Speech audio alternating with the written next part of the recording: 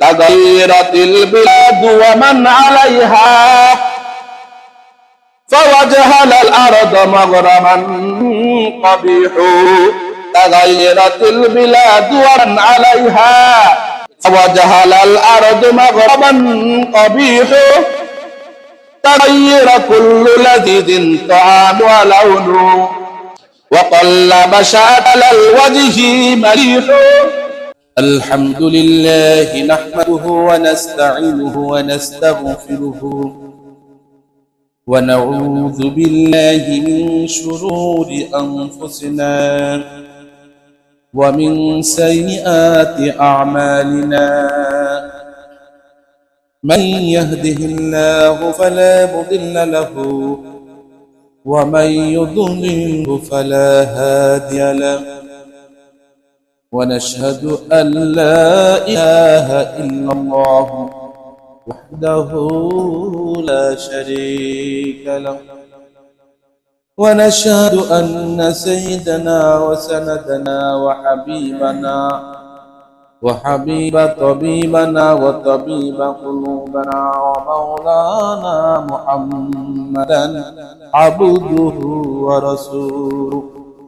قال الله تعالى في كلامه المجيد والفرقانه الحميد أعوذ بالله من الشيطان الرجيم بسم الله الرحمن الرحيم واتل عليهم نبأ ابني آدم بالحق إذ قرب قربانا فتقبل من أحدهما ولم يتقبل من الآخر قال لأقتلنك قال إنما يتقبل الله من المتقين. قال النبي صلى الله عليه وسلم ما عمل آدمي من عمل يوم أحد أحب إلى الله من إحراق دم أو كما قال عليه الصلاة والسلام. عن زيد بن أرقم رضي الله تعالى عنه قال قال أصحاب رسول الله صلى الله عليه وسلم ما هذه الأضاحي قال سنة أبيكم إبراهيم عليه الصلاة والسلام. قالوا فما لنا فيها يا رسول الله بكل شعرة حسنة قال فالصوف يا رسول الله بكل صوف من شعرة من حسنة أو كما قال عليه الصلاة والسلام. واتل عليهم نبأ ابني آدم بالحق إذ قرب قربانا فتقبل من أحدهما ولم يتقبل من الآخر إذ قرب قربانا যখন হাবিল এবং কাবিল উভয় কুরবানি করল ফাতুকুবিলা মিন আহাদিহিমা দুইজনের মধ্যে একজনের কুরবানি আল্লাহর কাছে কবুল হলো ওয়ালাম ইউতাকাব্বাল মিনাল আখার অপরজনের কুরবানি কবুল হলো না ক্বালা লা আকতুন্নাকা অপরজন তখন বলে উঠল আমি তোমাকে হত্যা করব আমি এই বিচার মানি না। এই বিচার ফয়সালা হওয়ার কারণ আছে, একটা ঘটনা আছে এর পিছনে। আমাদের আদি পিতা আদম আলাইহিস সালাম দুই সন্তান আকলিমা আর নাম লুবাদা, আকলিমা আর লুবাদা, এই উভয়ের বিয়ে শাদীর বিবাহ বন্ধনের ব্যাপারে ঝগড়া হয়। বিধিবিধান অনুযায়ী আকলিমার সঙ্গে হাবিলের বিবাহ বন্দোবস্ত হলে কাবিল সেটাকে মানতে পারক যে না আমি এটা মানব, কারণ আমার ভাগে লুবাদা হাবিলের কাছে আকলিমা হয়ে যায় আর আমার সঙ্গে কাবিলের সঙ্গে লুবাদা হয়ে যায়। লুবাদা হলো কালো, শরীয়তের বিধান মতে কাবিলের সঙ্গে লুবাদার বিয়ে, কিন্তু কাবিল সেটা মানতে নারাজ। তখন পিতা আদম আলাইহিস সালাম বললেন হে আমার সন্তানদ্বয়, তোমরা আল্লাহর বিধানকে মেনে নাও, আল্লাহর ফয়সালাকে মেনে নাও। আমার আল্লাহর পক্ষ থেকে যে ফয়সালা আসে সেটার মধ্যে তোমার কামিয়াবি। এবার বলেন কি করতে হবে? বাবা আদম বললেন, হে আমার পুত্রদ্বয়, তোমরা আল্লাহর রাস্তায় কুরবানি করো। আল্লাহর রাস্তায় কুরবানি করো, যার কুরবানি কবুল হবে তার সঙ্গে আকলিমার বিবাহ দেওয়া হবে, সুন্দরীর সঙ্গে তার বিবাহ দেওয়া হবে। আল্লাহর নির্দেশ মোতাবেক, শরীয়তের বিধান মোতাবেক তখনকার নিয়ম ছিল জবাই করা নয়। যার যে সামর্থ্য আছে সেইগুলো জিনিসগুলো আল্লাহর ওয়াস্তের এক জায়গায় রেখে দিতে হবে। আল্লাহর পক্ষ থেকে একটি আগুন আসবে আসমান থেকে, দুম্বা আল্লাহর পক্ষ থেকে আগুন এসে অদৃশ্য হয়ে চলে গেছে। তখন আল্লাহর নির্দেশ মোতাবেক আকলিমার সঙ্গে হাবিলের বিয়ে দেওয়া হবে। কিন্তু কাবিল সেটা নারাজ, তখন বলল, আমি কি করবো? তোমাকে হত্যা করে ফেলবো। আমি এই বিচার মানি না, আমি তোমার সঙ্গে যুদ্ধ করবো, বাবারি করবো, তোমাকে আমি হত্যা করবো।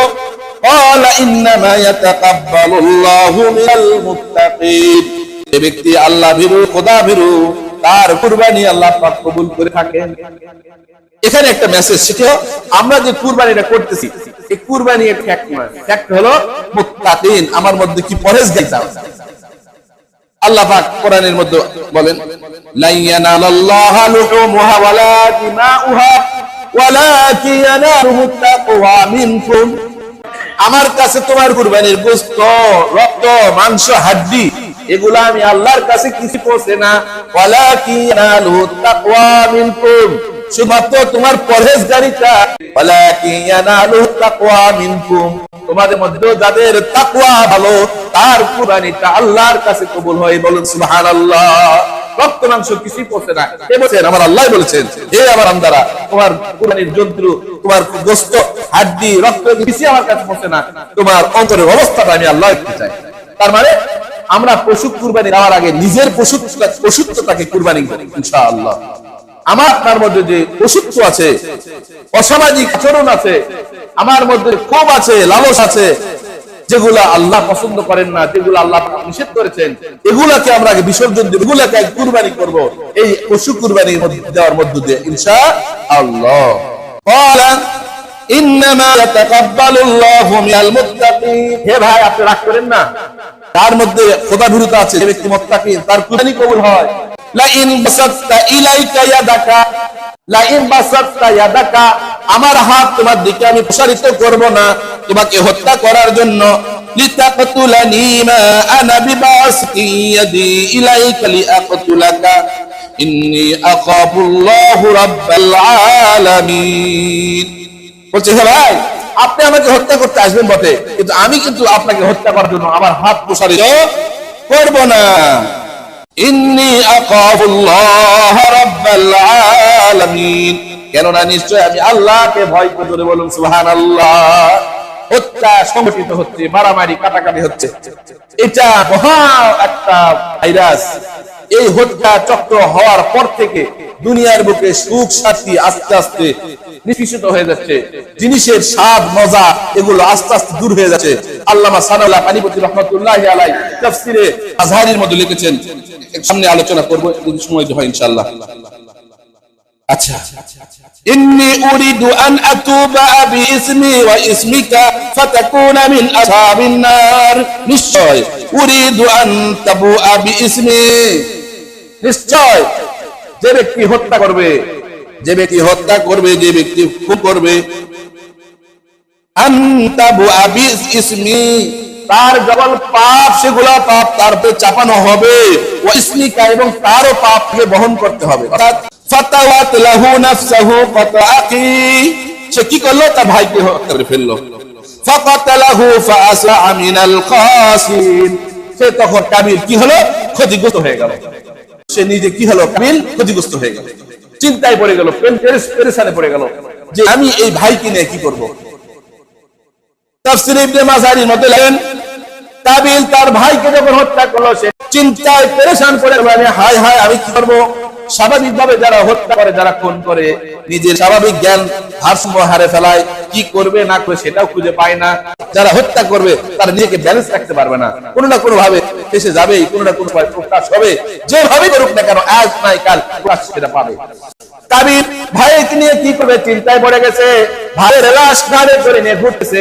কোন তাফসীর কেরাম লিখেছেন যে কাবিল তার হাবিলের লাশ নিয়ে দীর্ঘ 1 বছর ঘুরে বেড়াচ্ছে। দীর্ঘ 1 বছর ঘাড়ে কেলে ঘুরে বেড়ায়। কি করবে সেই বুদ্ধি নাই, কারণ কোনদিন মানুষ মারা যায়নি, যে মানুষ মারা যাওয়ার পরে কি করা লাগে সেটাও সে বিধাত আসে না এখনো, যার কারণে তার কৌশলটা তার কাছে জানা নাই।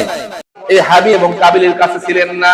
হঠাৎ করে হাবিল এবং কাবিলের এই দুর্ঘটনা একটা হওয়ার কারণে বাবা দূর থেকে চিন্তা করতেছে যে কি ব্যাপার, কি পরিস্থিতি।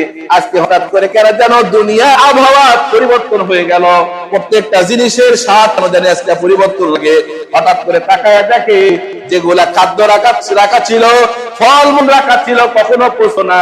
তাকায় দেখে হঠাৎ করে ফলগুলো পচে যাচ্ছে, খাদ্য দ্রব্য যেগুলো রাখা আছে সেগুলো পচে যাচ্ছে। আর আগে কখনো কোনো জিনিস পচতো না, নষ্ট হতো না, যেমন রাখতো তেমনই রেখে যেত। হঠাৎ করে দেখে পছন্দ ধরে গেছে, কারণ কি, ঘটনা কি? তখন হঠাৎ করে চিন্তা করলেন যে এই পরিস্থিতি হওয়ার কারণ কি। উনি চিন্তায় চিন্তিত হয়ে পড়লেন। তখন সুন্দর করে দুটা কথা বলছেন সানাউল্লাহ পানিপতি রহমাতুল্লাহি আলাইহি, সেই কথাকে তাফসীর মাযহারের মধ্যে সুন্দর করে লিখছে, তাগায়্যারাতিল বিলাদু ওয়া মান আলাইহা ফাওয়াজহালাল আরদ মাগরামান কবিহু। তাগায়্যারাতিল বিলাদু ওয়া মান আলাইহা, বিলাদুন মানে শহর, বালাদুন মানে শহর। কি হয়ে গেল? তাগায়্যারাত পরিবর্তন কেন দেখা যায় আমার এই এলাকার মধ্যে, আমার এই শহরের মধ্যে? আবহাওয়া পরিবর্তন কেন? এরকম তো হওয়ার কথা ছিল না। ওই চিন্তায় পড়ে এই কথাগুলো বের করতেছেন সানাউল্লাহ পানিপতি রহমাতুল্লাহ আলাইহি থেকে ছন্দ আকারে পড়তেছেন। ফাওয়াজহালাল আরদু মাগরামান কবিহু তাগায়্যারা কুল্লু লাযিদিন তাআমু ওয়া লাউনু। কি ব্যাপার? তাগায়্যারাত কুল্লু লাযিজ, লাযিজুন অর্থ স্বাদ, মজা। প্রত্যেকটা জিনিসের মধ্যে স্বাদের মধ্যে পরিবর্তন কেন? আশ্চর্য হয়ে গেলাম। জানি কে বলতেছে? বাবা আদম আলাইহিস সালাম বলছেন, ফাওয়াজহালাল আরদা মাগরামান কবিহু, কেমন এর অপারক ভাব, অশান্তি অশান্তি ভাব, কারণটা কি? ওয়া ক্বাল্লাবা শাআতাল ওয়াজহি মারিহু, কেমন জানি একটা জিনিসের যে স্বাদ, মিলহ থেকে মিলাহ, কেমন জানি একটা জিনিসের একটা সুস্বাদু ছিল, সেটাও যে পরিবর্তন হয়ে গেল। তার কারণ কি?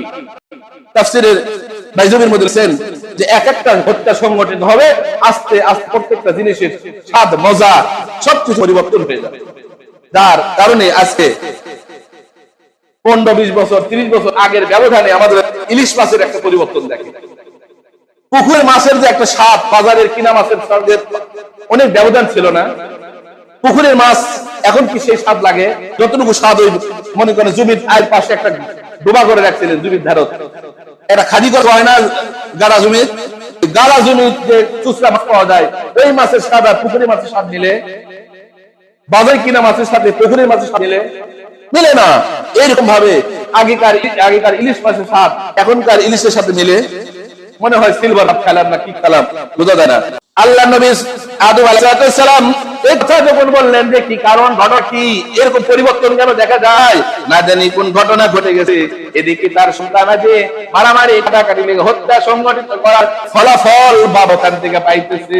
আর আজ পর্যন্ত যেটা আমরা পাইতেছি সেটা আমার আপনার পরিবার, আমার আপনার গ্রাম, আমার আপনার এলাকার মধ্যে এক একটা অশান্তি, অরাজক, মারামারি কাটাকাটি যাবতীয় সংগঠিত হচ্ছে, তার ফলাফল আমি আপনার পাইতেছি। এদিকে ঘটনা ঘটে গেল, মেরে ফেললো, নিজে শর্মিন্দা হয়ে গেল।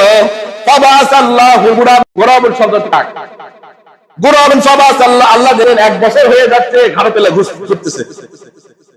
কাবিল হাবিল ঘাড় পেলে 1 বছর ঘুরতেছে, একটা ব্যবস্থা তো করা লাগবে। এখন আল্লাহ পাক ফাবাসাল্লাহুল গুরাবা, 2টা কাককে আল্লাহ পাঠায় দিলেন। ইয়াবাসু ফিল আরদি, তারা দুইজনে 2টা কাক মারামারি লাগার পরে একজনকে আরেকজনকে ফেললো। এক কাক মারা যাওয়ার পরে এই যে কাকটি আছে, অপর কাককে সুন্দর করে মাটি এরকম করে সরাইয়া, পাকা দিয়া পা দিয়ে সরাইয়া ওই মৃত কাককে ওই মাটির মধ্যে রাখে সুন্দর করে ঢাকিয়ে দিলেন। তখন এটা কাবিল দেখলেন, দেখে বলতেছেন শিক্ষা নিলাম দিয়ে ক্বালা ইয়া ওয়াইলাতা আন আতাসতু আন আকুনা মিন হাযাল গুরাব আয় আফসোস আয় আফসোস আজাজতু মানে আজাজ অপারক আজাজতু আমি অপারক আমার কোনো কিছুই নাই কোনো খোঁতাই নাই আকুনা মিসলা হাযাল গুরাব এই কাজ যেটা করব আমি সেটাও তো করতে পারি না আমি এতটাই অপারক ফাওয়ারিসাহু আতাকি যেভাবে আমার ভাইকে আমি দাফন করব ফাসবা মিনান নাদিমিন তখন সে নিজে নিজে শর্মিন্দা হয়ে গেছে লজ্জিত হয়ে পড়ল